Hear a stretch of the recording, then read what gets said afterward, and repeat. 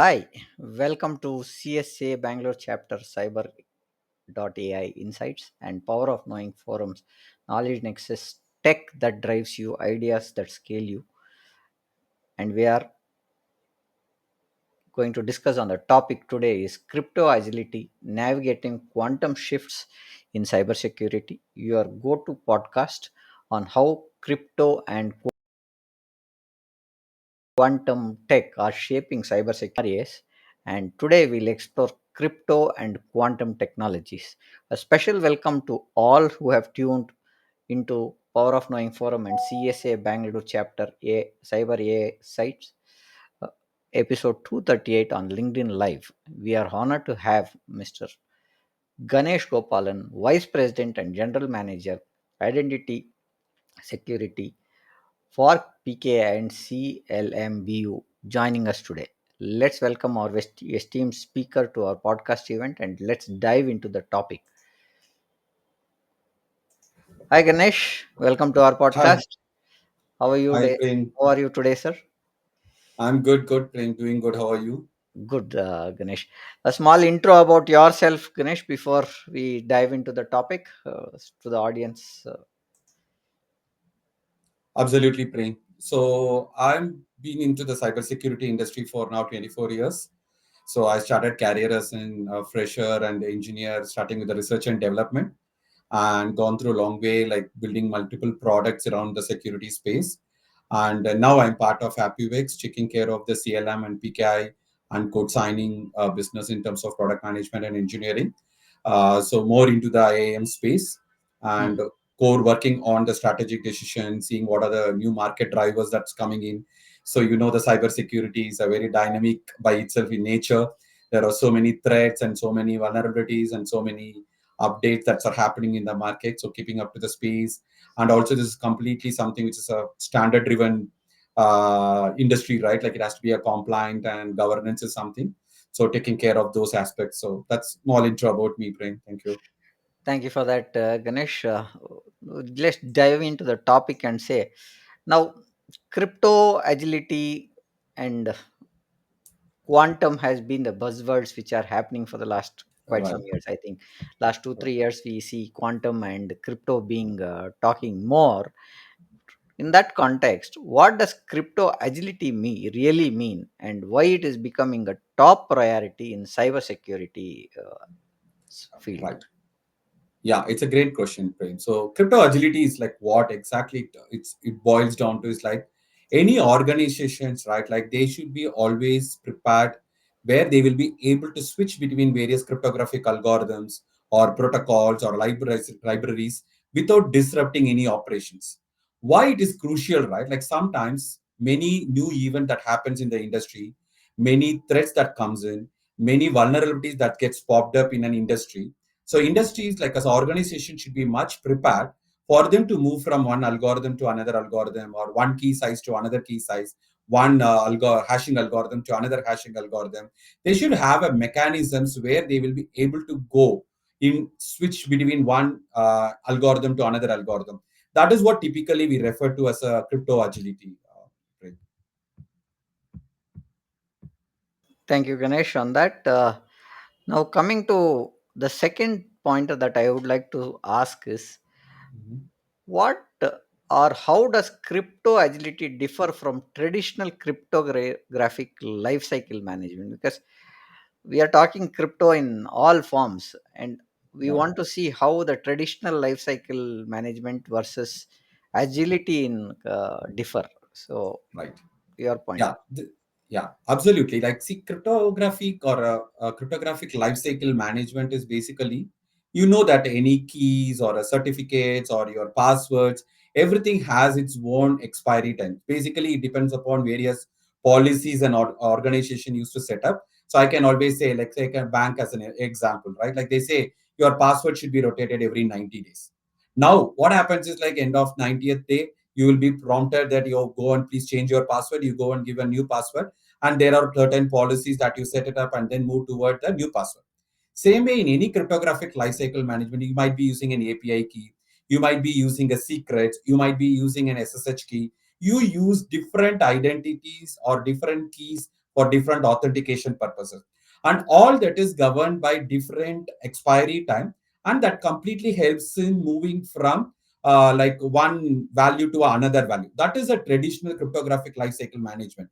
But what is crypto agility? How does it differ from a typical traditional cryptographic lifecycle management? Is like this is actually adding a proactive layer where an organization can have a rapid reconfiguration or replacement of algorithm in response to a new threat or a policy shift. It is more about flexibility and future readiness rather than setting up an infrastructure like where the or users are not forced to change the password very regularly. But this is like how the governance or how you can bring in some kind of a reconfiguration for an organization that they should be able to do a single click replacement of the algorithm from one algorithm to another algorithm, one protocol to another algorithm. You would have heard in many situations, hey, TLS 1.1 was used long time back. TLS 1.2 is still in use, but now people say that like TLS 1.3 is the protocol version that you should be using in a handshake, right? These kind of a switch we need and layer which is called as a crypto agility. No, can we see when we talk about TLS 3.0 and other pointers that are becoming critical? Can we Mhm. look at a real time example where a lack of crypto agility caused serious consequences with Yeah. your experience, Ganesh? Yeah, there have been multiple incidents, Prem. Maybe I can point to a couple of incidents, right? Like I think to put it very easily, like I think all of us know in the industry is like we shifting from SHA-1 to SHA-256. Yeah. This is something which we have been seen in our lifetime of cybersecurity space and using in many e-commerce portal or online or application portal, right? Like SHA-1 to SHA-256. Hmm. SHA-1 was pointed as a vulnerable algorithm around 2007, but till 2019, there had been certificates floating around with the SHA-1 algorithm. But apparently, what happened is like in 2017, all the browsers, like saying like Google, Microsoft, Mozilla, everybody came and say that like we are not going to encourage any certificate with the SHA-1 as an algorithm, which is being used in the handshake. Now, what happened is like this put in a lot of stress to many organizations who were still running legacy application with a SHA-1 based certificate. So, since the browser stopped working, their certificate was not acceptable by these browsers. Their online portals cannot be accessed by any end user. Now, that becomes a clear outage to the organization, and they have to go and look for alternate solution in a very quick succession of time. And they have to switch to SHA-256 with a new hardware, new software, everything. In that condition, what happens is like typically when you have a planned migration, you might be thinking in a very fashioned way. You can move the system from one layer to another layer, one algorithm to another layer. But when there is an enforcement happening, when there is some kind of a governance coming to a picture and a browser is stopping using, right, what happens is like it becomes very critical for the organization. So this is what we say that crypto agility is one of the important piece any organization should be looking for, so that they are prepared as and when these kind of threats or these kind of compliance or these kind of regulations comes in, they can also adopt in a very regular fashion manner rather than having an outage happening just because something is enforced on day 0 or day 1 after this governance or the compliance has been published. This is one such example of like SHA-1 to SHA-2. And I think many of it have also heard of.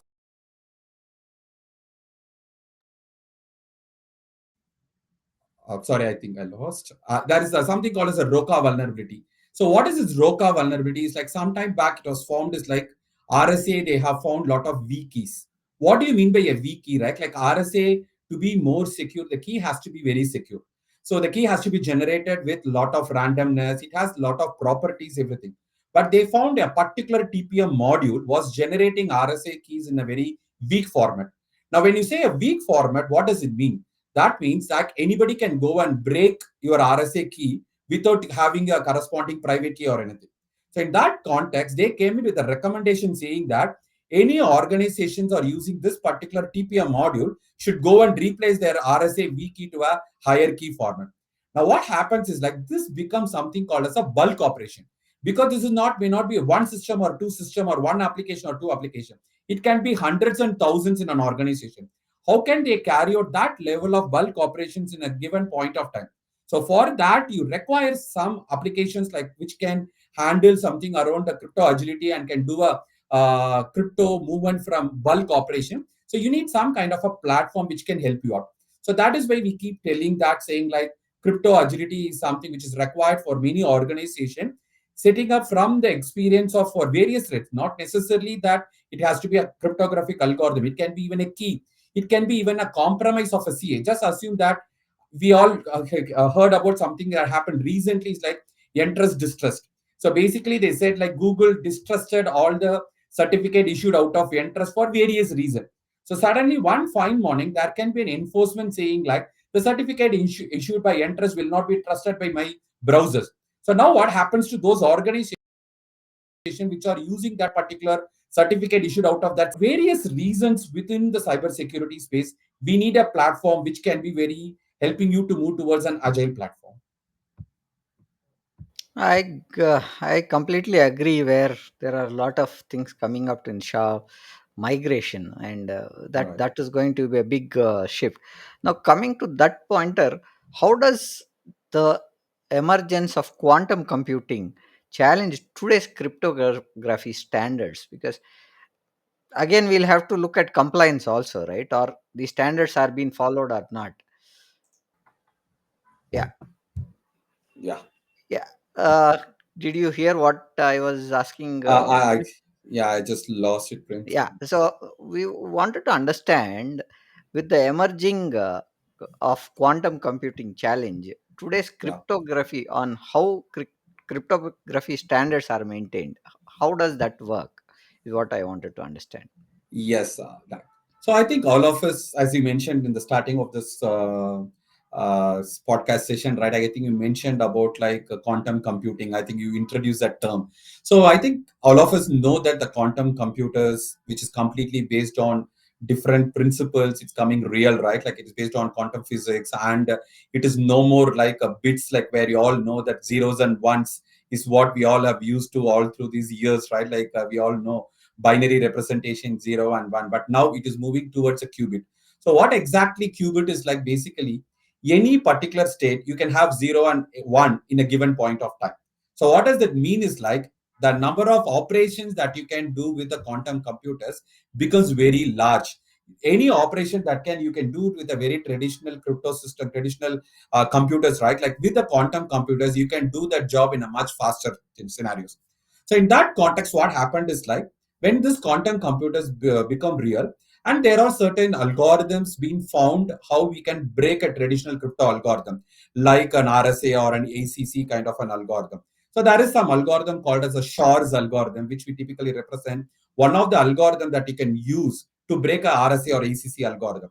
But with a normal RSA, ECC with a Shor's algorithm with the traditional computers, they say for a given key size, it is going to take billion years for anybody to break that particular operation with a Shor's algorithm.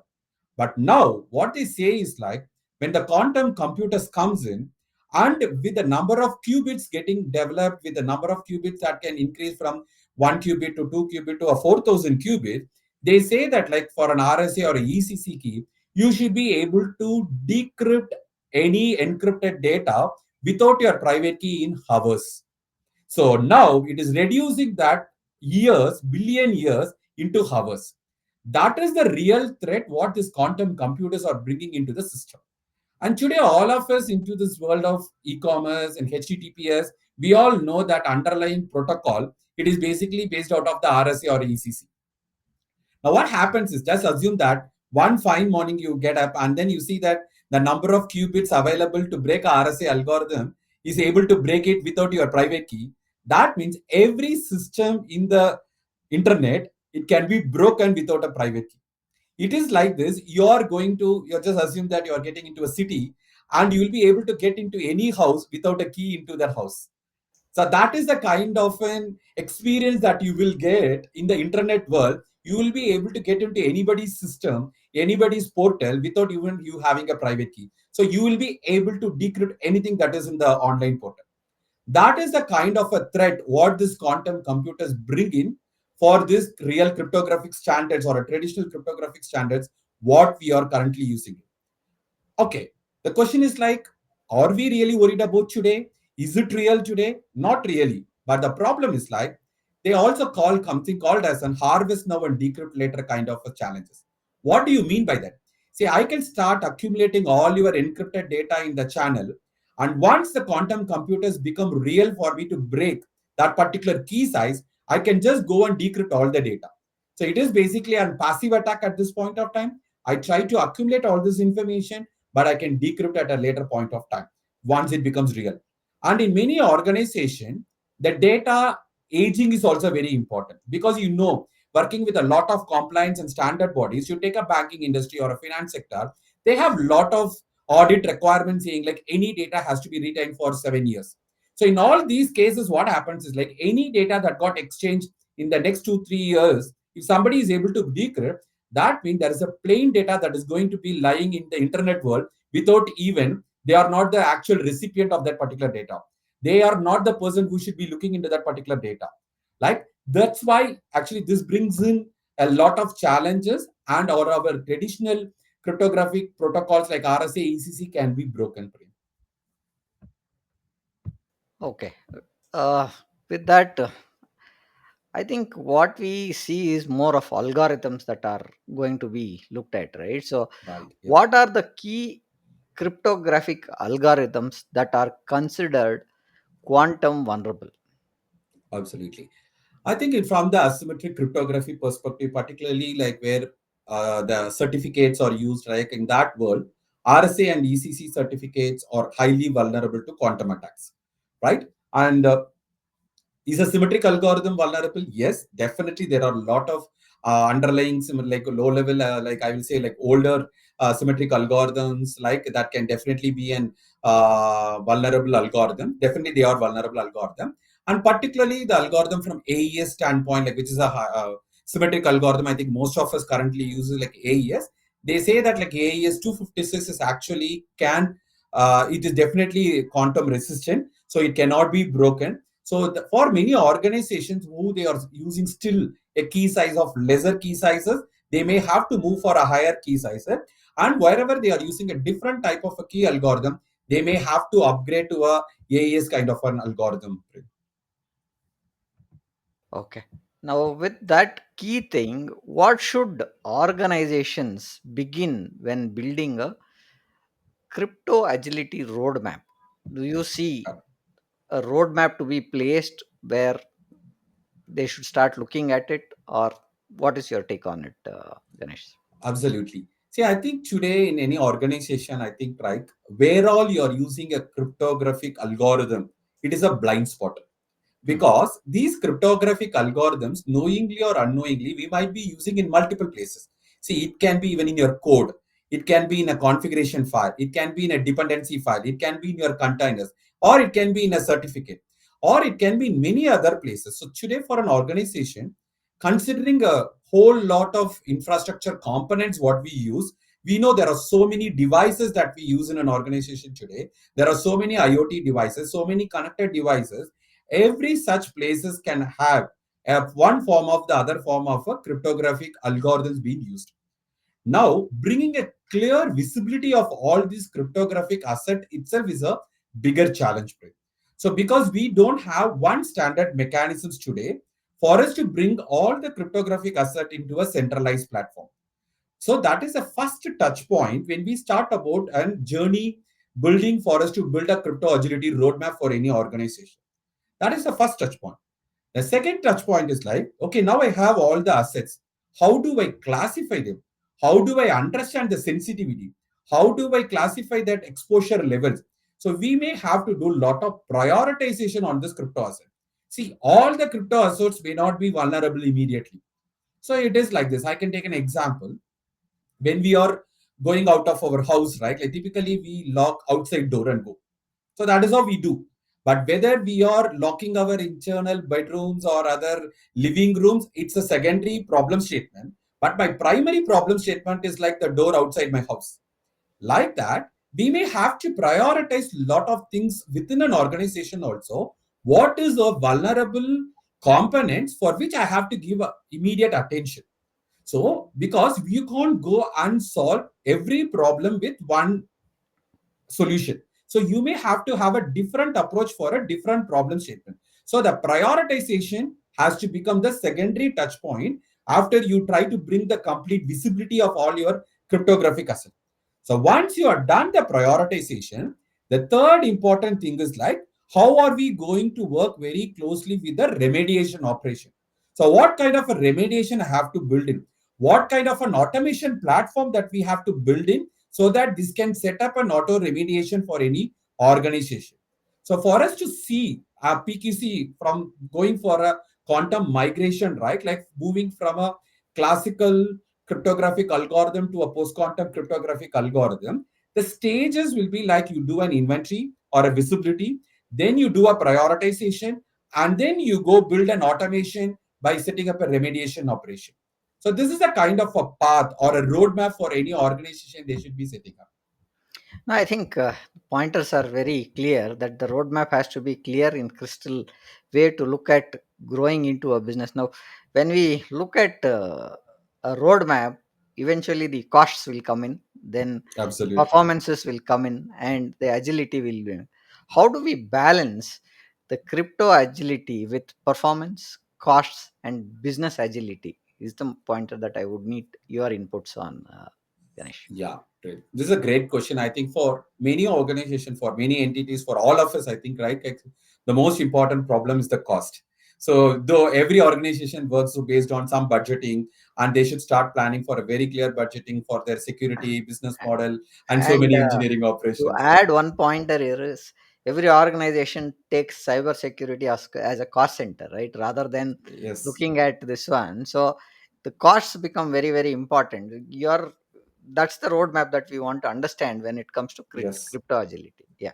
Yeah. See, actually, this is going to pose us a little trickier situation also, Prem, because this talking about when you talk about quantum computing and post quantum cryptography, like all of us have to understand one important touch point is like this is not a drop in replacement algorithm Yeah. like a SHA-1 to SHA-256.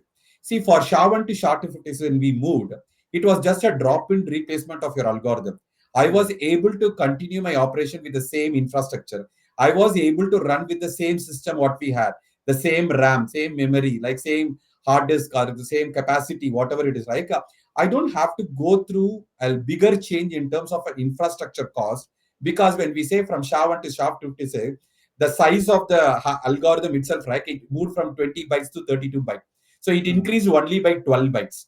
But when you look from the post-quantum cryptography, we all have to understand the mechanisms behind, the mathematics behind is itself behind the post-quantum itself is very different.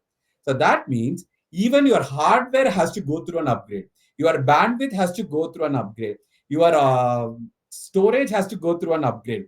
Your software and application has to go through an upgrade. So this becomes a huge investment cost for any organization, not necessarily that you just change from one small algorithm to another algorithm.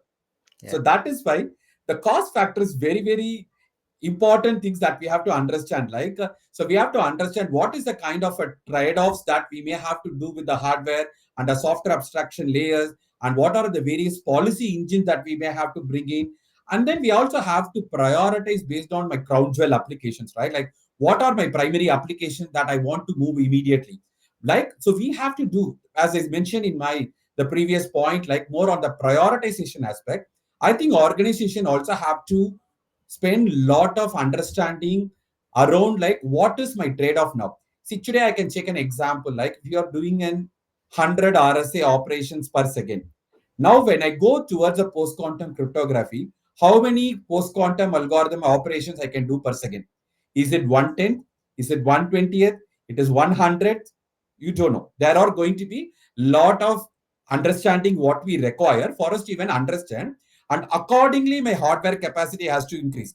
Now if I'm using a 4 GB RAM, now just assume that my operations are going to be reduced by 110. Should I increase to 40 GB to achieve the same number of operations?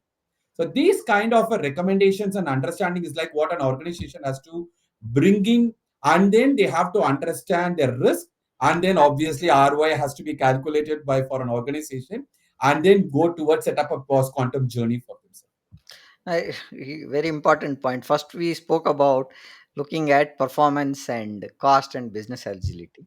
Then we spoke about how is the roadmap. First is the roadmap that we put. Then we spoke Yeah, about costs and stuff.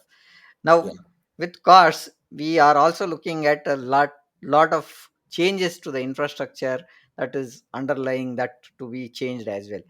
Now, again, with this, you need to look at even the compliance side of it. yeah. What role does policy and framework compliance mandate play in pushing crypto agility? Yeah. See, I think typically in the cybersecurity space, like as there are more evolving over the threat and new algorithms comes in, I think compliance also, all the standard bodies also picks up it up immediately and then started mandating that for any organization with a given time frame. Like they say, like by June 2026, you should have all this prioritized. June 2028, you should be starting with this particular algorithm. So there is a very clear mandate set by these kind of standard bodies, right? They come and bring in this lot of governance, right? Like, and then many times all these government also picks it up, then the financial institution bodies also picks it up. There are multiple entities who plays a very role. So now for us all to understand, I think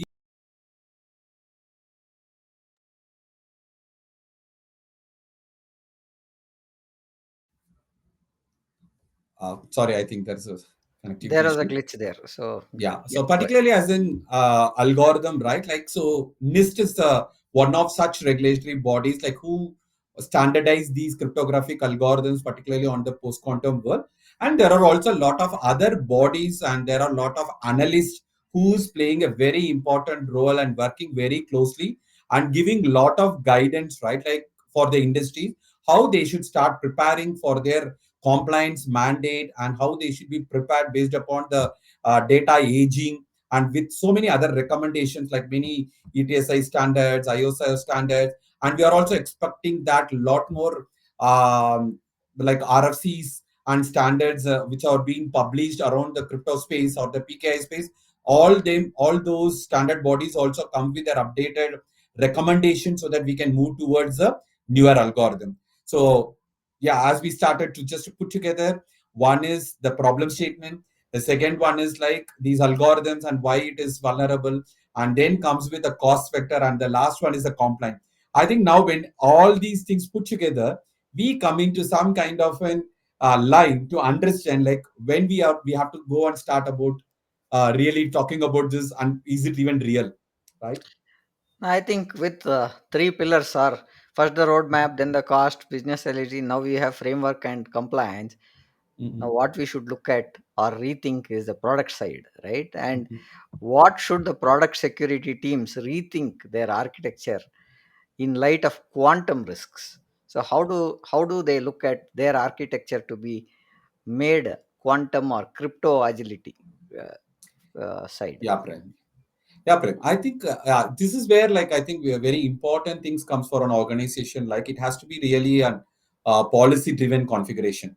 So when I say a policy-driven configuration, like, okay, are we going to have a mandate saying like after May 1st, 2026, all my algorithms are going to be only post-quantum?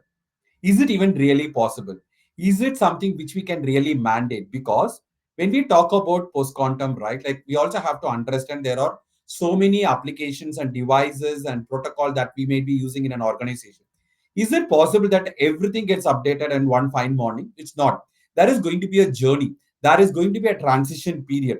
So basically, what we recommend from like AppX standpoint, like we recommend saying like we should start thinking about some kind of a hybrid recommendation. So, what do you mean by a hybrid? Yeah, instead of having a clear cutoff saying like from traditional crypto we move towards the post quantum, we should have a hybrid model. So we should have a place where both these algorithms are in place for some time. Slowly any algorithms or any devices or any application that can understand post quantum, they should be able to operate with the post quantum. And if any application cannot understand, then they should have a fallback to a traditional crypto algorithm, and then the business should continue. So in that way, what will happen is like instead of having stopped a business model, They will continue to do the business, but at the same time, they having a very transition journey, very smooth from a traditional crypto to a post quantum. So this is the kind of an approach for any product team they should be looking, or the security team should be looking when they think about their modernizing their cryptographic components, right? Like to move towards the post quantum journey. With that, I would like to go to the next pointer. Is now four pointers have been addressed and how the team has to look at. Now, when it comes to execution, what is that we should look at, right? And what's the timeline we are realistically looking for a quantum threats to become practical? Mhm. Right. See, though we see, is it quantum computers real with we breaking a traditional classical algorithms today? Actually, maybe no. Answer maybe no. But when it is going to be real, is it 5 years, 10 years, 15 years? Yes, we might think, oh, I can even take 15 years. But the problem now is like this 15 years is not anymore real, because the speed with which the quantum computers are really growing and the qubits can be formed very quickly, it looks like these things can become real in next couple of years. So can always a security be an afterthought process? Absolutely no. We have to be proactive. We should have a mechanisms, everything, policies driven now itself for any organization. And for any organization also, setting up a policy and enforcing the policy, it is not that can happen in overnight, or it not a monthly. It is going to be years. Sometimes it can go for a couple of years also. It can take 2 to 4 years for any organization to pick up a new security standard. So in that context, if you talk about the timeline and the realistic timeline, actually, I will say, is it as of today, or to be put it very other way, I will say as of yesterday.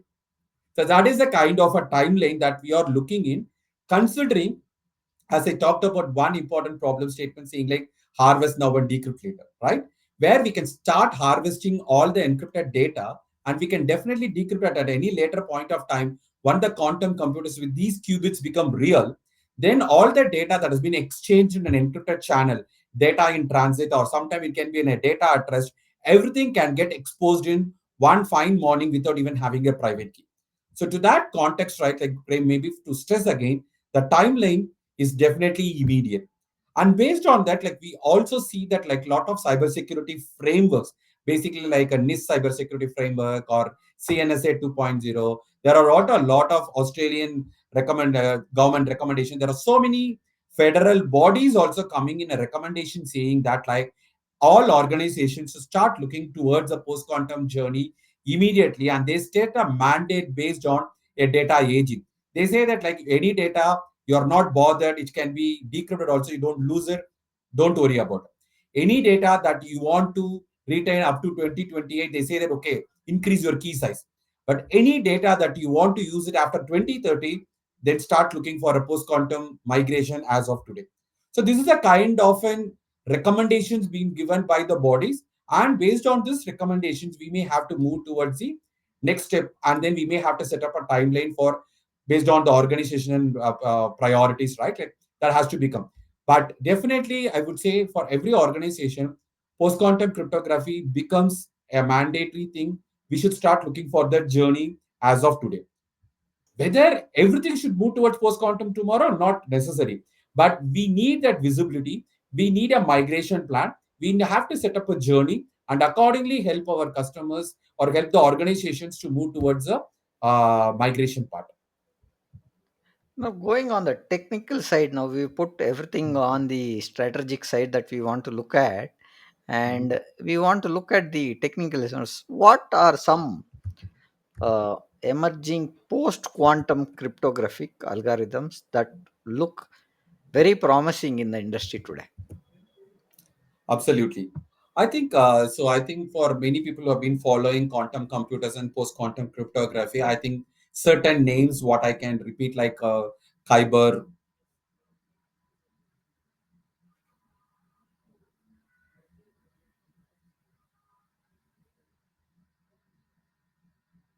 yeah, sorry, that's a glitch. Yeah.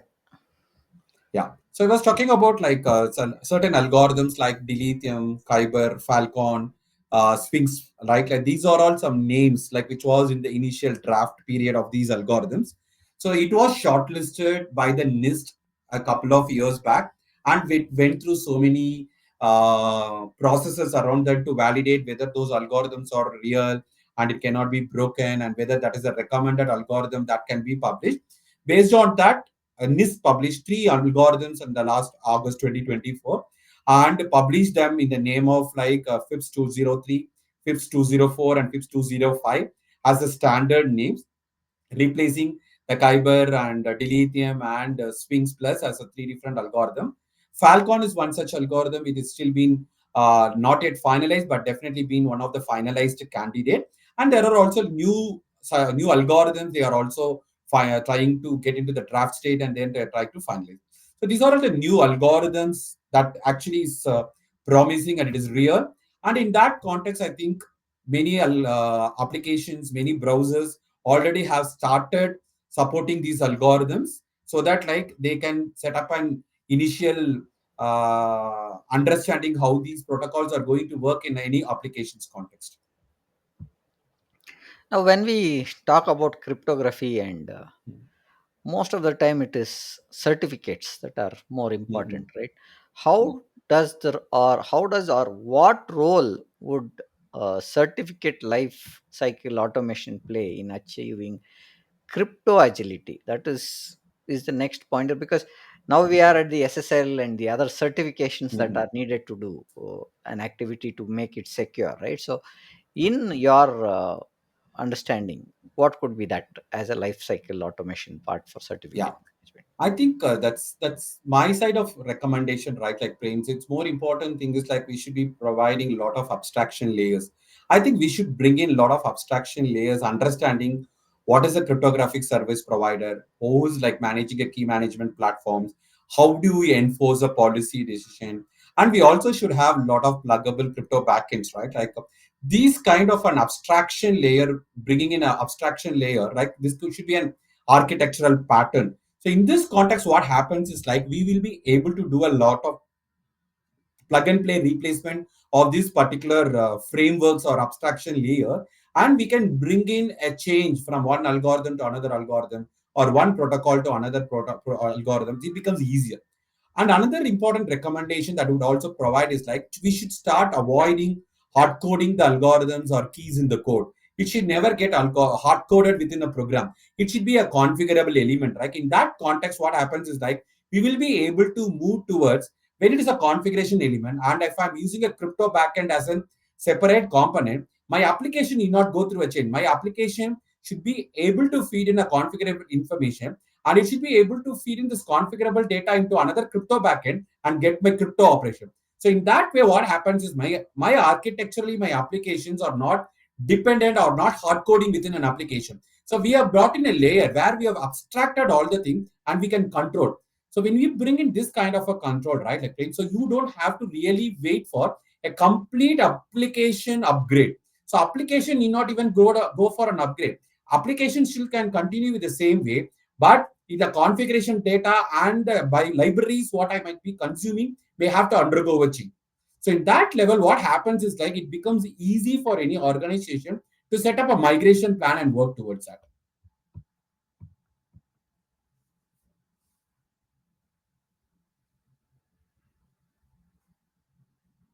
Yeah, Prem, like,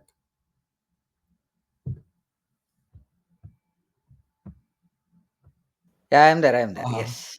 yeah, okay. uh, Now, after the key management stuff is done, how can we look at key rotation algorithms swap out be implemented without disrupting the business operation? Because when you change something, we should not affect the operations that are going on, and business should be as usual, right? So how do Yeah. you look at that, Ganesh?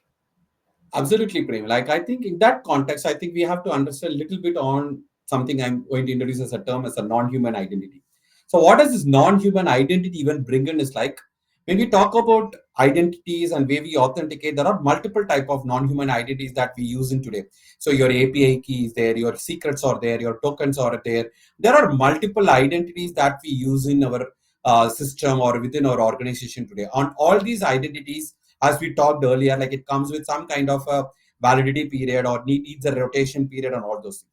In all these things, like one of the important identity that we all have to definitely look in is like the certificate, the digital certificate. Because whenever we talk about an authentication or a higher form of security and higher form of authentication layer, digital certificates plays a very important role. So we all know, like we talk about SSL/TLS certificate or web PKI certificate. All of us are aware that there is a digital certificate attached to it, and there is an domain certificate, and we have a EV certificate, we have OV kind of a certificate. Now, this certificate becomes a very important element in the overall journey. Now, when we talked about moving from a traditional crypto algorithm to a post-quantum algorithm, all these certificate also has to go through a change. It cannot be used by the same algorithm. You may have to get a new certificate based out of a post-quantum cryptography. In all these layers, like the CLM, we call it as a certificate lifecycle management, like that becomes a very important layer within a crypto agility platform. And we have to set up an automation layer around this. Like, why do we set up an automation? Because all these certificates do comes with an expiry period. Like it gets expired every 398 days. For every certificate type, there is a different expiry period. Now we need a platform where we will be able to rotate these certificate in a periodical period, in a periodicity. So the periodicity can be like every year or every month or every 2 months or every 6 months. That can be based on various organizational policies. The periodicity can be, but still we need an automation platform.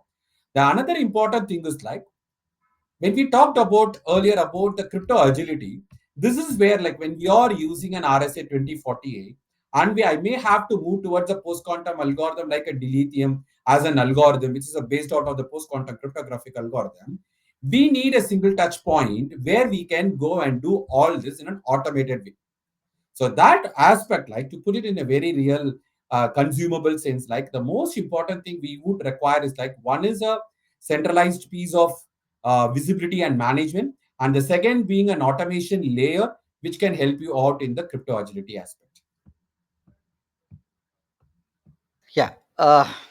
With that, how are traditional PKA systems built for this kind of cryptographic transition? Are there major work to be done, or is there that can be easily changed? Is one pointer Yeah. that I want to understand from you, Ganesh. Yeah, definitely. I think absolutely. I think if you talk about all the legacy PKI or crypto systems, right, like they are definitely not ready. So that means many of these applications, many of these systems have to go through an upgrade. So we know that like already many vendors are working toward that infrastructure to support post-quantum algorithm, either to support for a hybrid certificate or like whether to become a crypto agile friendly APIs. All these things are like we have been going on.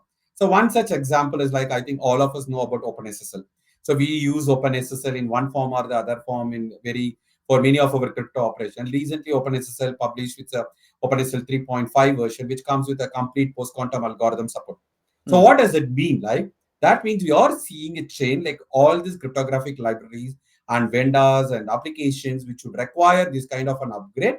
They've already started happening, and we are going to see more such movement happening with all these PKI systems or a crypto system moving towards PQC friendly stack, right? I should say a technology stack to that level, right?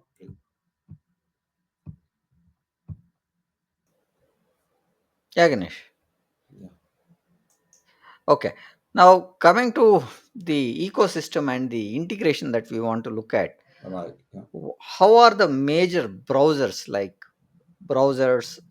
Chrome and others, plus Mhm. operating systems and the cloud platforms responding to crypto agility and the PQC?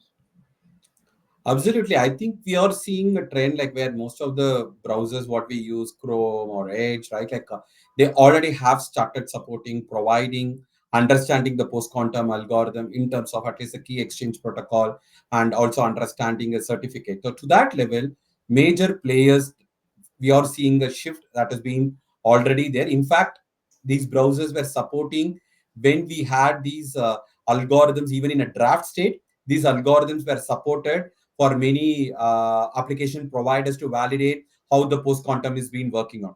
And now with all these algorithm standardization happened, they also have upgraded their version to support with the standardized algorithms as per the NIST. So we are seeing that like all these browsers, and absolutely on the cloud providers also we are seeing the shift that it has been started upgrading, and they are also seeing like how we can have a model of a hybrid based model or like a post quantum based model, and we are seeing uh, many such protocols upgrading like X509 or a TLS or SSH protocols being enabled with support for post quantum support.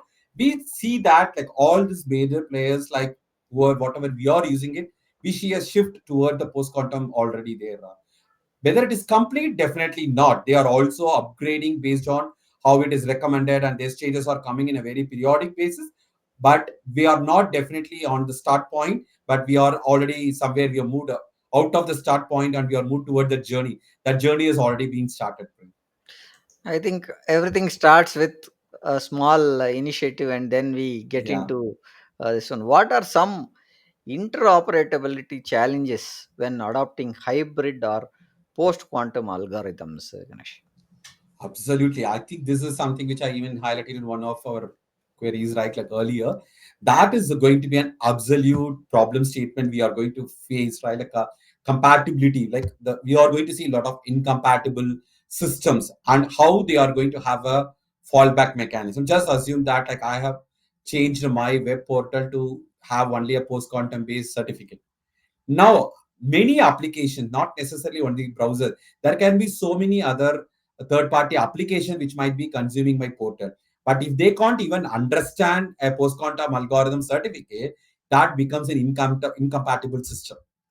That is number one. The second thing is like the certificate sizes, like what we talked of. These certificate sizes itself are going to get increased. They are not like a same size like what we saw with the traditional crypto algorithm. Protocol mismatch can be there. So I might be going with a TLS 1.3 with a cipher suit with a MLKM as a exchange protocol, but that particular application which is connecting, they may not even understand the post quantum algorithm protocol. So this is going to be a major concern.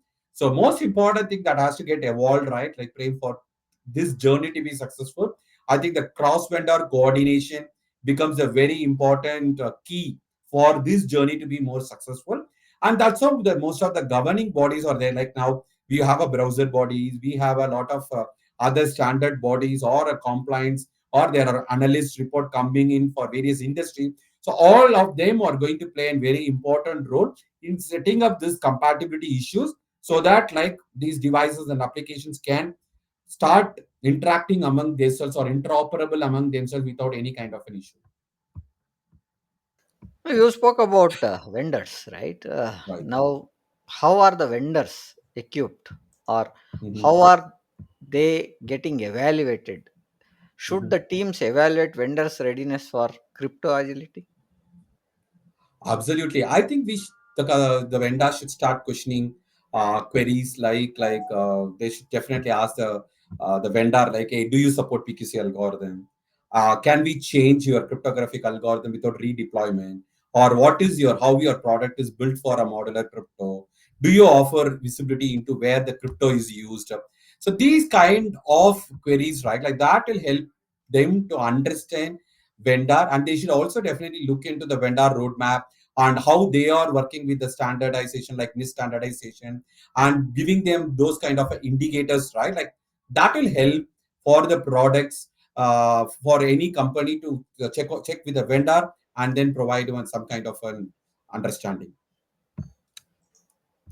Now, coming to next look at, are we overhyping quantum threat or we actually behind preparing for it? So what is your take on it? Absolutely.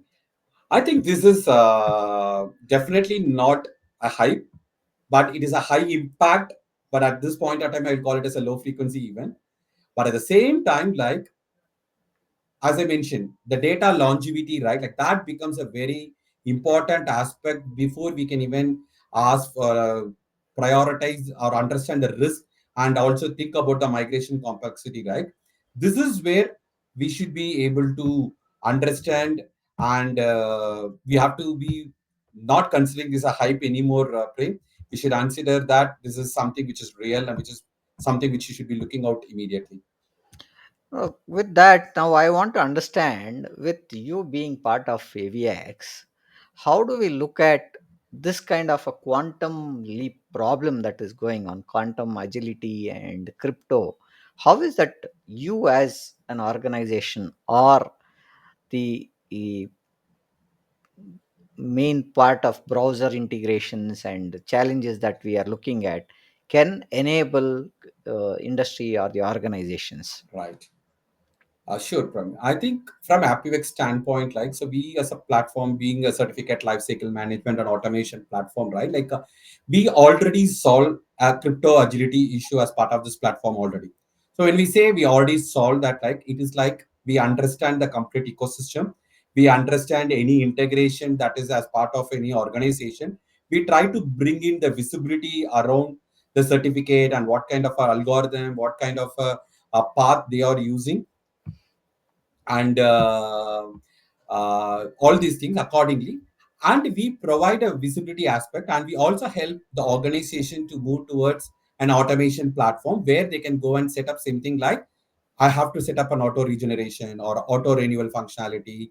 And this also helps the organization to choose a multiple certificates and then do a single click switching from one algorithm to other algorithm, right? Like, this is a kind of a thing which we already provide. On top of this, right, like, since this the particular topic what we are discussing, right, like, Prem, on in terms of post quantum, right, like, and the crypto journey and the quantum computing, we also talked, I think the first touch point, like, when we started this conversation, is like the visibility aspect. Today we don't have a visibility about the cryptographic assets within any organization.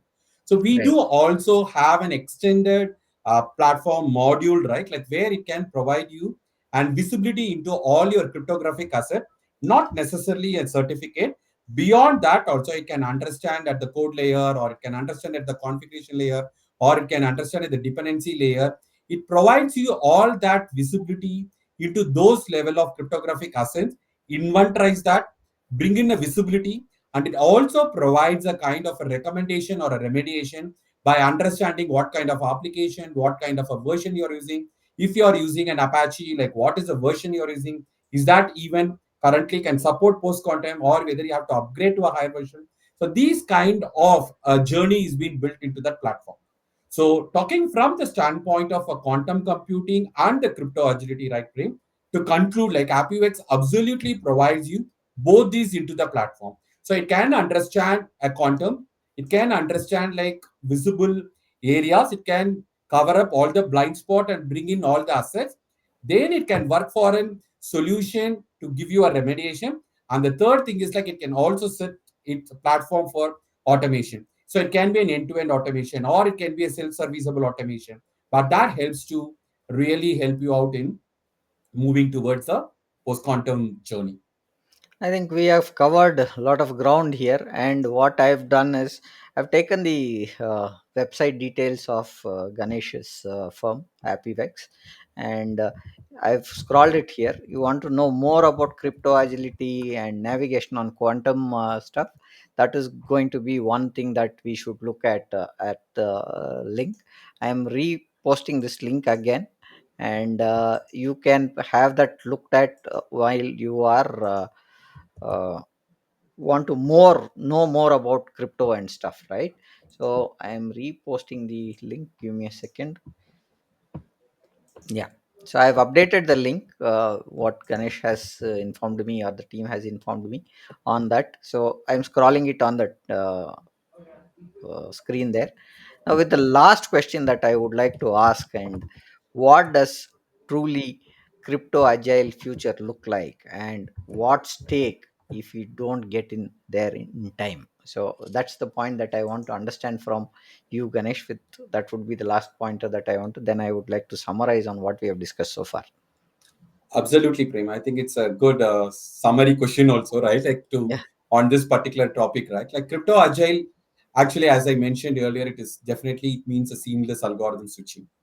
But this also requires a lot more real-time threat detection, and it also need to build a resilient system that don't rely on fixed crypto assumptions. Like we should not have any assumptions built around any platform.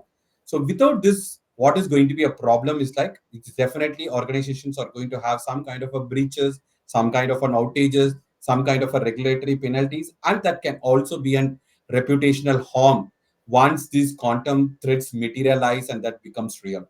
So my summary point on this particular point is like, yes, we definitely require a crypto agile platform and an automation platform which can help organization to move toward the post quantum journey as and when these quantum threats materialize and quantum computing and the breaking of traditional crypto classical crypto algorithms becomes real.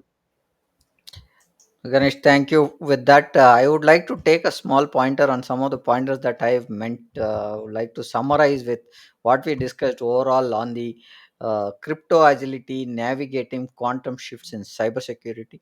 First, we started with the foundational understanding and what is crypto agility, what really does it mean, and how it is top priority in the cyberspace, cybersecurity space. Then we spoke about traditional versus crypto agility on life cycle management. Then we spoke some of the real time examples. We spoke about emerging challenges on today's cryptographic standards and what is key algorithms on cryptography that are to be considered vulnerable. That is what we started with the foundations. Then we went into the strategic point of thinking and what pointers where organizations should begin as a roadmap. We covered a lot of ground in a step by step process there. We spoke about the roadmap, we spoke about the performance, we spoke about the costs, we spoke about business agility. Then we looked at policy frameworks, compliance mandates. Then we spoke about what team should look at from a product standpoint and the architectural changes that will come in light of quantum risks that are there. Then we have spoken about what would be the timeline that is realistically looking for quantum threats to become practical, because that's the step that we will look at going forward with quantum being going as an emerging technology that is coming here. Now coming to the next point where we spoke about technical deep dive, we spoke about post quantum cryptography, which is also called PQC, and looking at the algorithms, what are the key algorithms that look promising in this field, and ensuring also looked at integration, some of the integrations where we spoke about certificate management, we spoke about architectural patterns, then we spoke about algorithm swipe out, key rotation, and stuff. What we also spoke about is how difficult is it to transition from traditional PKI systems to the uh, kind of cryptographic transit keys that we are looking at. Then we spoke about integrations between browsers, operating systems, cloud platforms with agility and PQC coming into picture. Interoperable challenges we spoke about on post quantum algorithms, and then we spoke about forensic and risk, where how threats are being managed and true crypto agility looks for the future. That's what we spoke about. And that was a final state point where Ganesh mentioned how things are shaping up truly with the agility coming to the future, like what would be the stake and where we should look at this time is what we spoke about. And these are the pointers that we spoke on the hour long session that we had with Ganesh being part of the session today. Thank you, Ganesh. Any pointers that you want to highlight before we close the session, Ganesh? Absolutely, I think to understand from all our perspective, I think the quantum computing and crypto agility is definitely one of the important problem statements, and that is going to become more and more prominent in the coming days as we near those deadlines and compliances. So, in that aspect, I think this is a very great topic that we could cover, and it's definitely, I think, from the AppUX standpoint, we are in the right platform, and we provide you the kind of a solution like what we require in terms of assessment and the crypto agility. Thank you, Prem. Thank you, Ganesh. With this, I think we have come to the fag end of the session. Uh, Please do follow us on LinkedIn, YouTube, and Facebook, which is streamed. This session is streamed to all these platforms. Hope we found this discussion valuable for you, and thank you for joining us. And our next podcast is scheduled for tomorrow, which is our 239th episode, where we will be talking about interventions, why capability matters, and that is more important pointer where interventions are needed to build capabilities at 6:30 p.m. IST. Looking forward to see you again there. And thank you, Ganesh. Thank you for being here. This I would like to conclude the session. Thank you.